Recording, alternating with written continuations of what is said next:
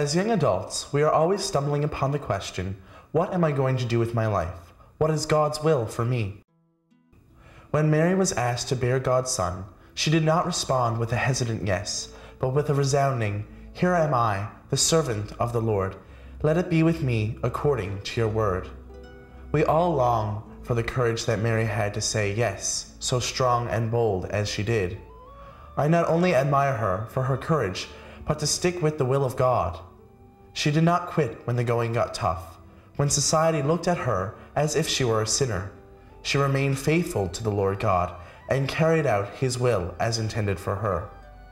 As a young adult, I would like to take her as my own personal role model, to strive to be like her and to live according to God's will as she did. Some ways that Mary is a really good role model for us is how she found people in her own life that she could trust and who supported her, like her sister Elizabeth and her spouse Joseph. They showed her a strong, positive, and faithful way to live her life. One very important thing that Mary had in her life was a very close relationship with God. As Christians, we are all called to have this relationship and become closer to God. The faith that Mary had also makes her a good role model. She was very rooted in her Jewish faith. She then became the first disciple, a huge step for her. We are all called to have these elements in our lives, to make us closer with God and to be more holy. No one ever said that living life as a Christian was easy, but God is faithful and calls us to be faithful.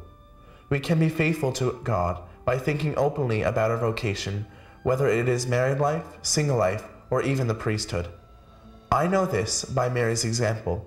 She was given the strength of God, and I trust that I will also be given this strength if I remain faithful and give my heart to God. He called Mary in her ordinary life, and I pray that I will be given the grace and strength to pray like Mary did, and to really listen for His voice in my life.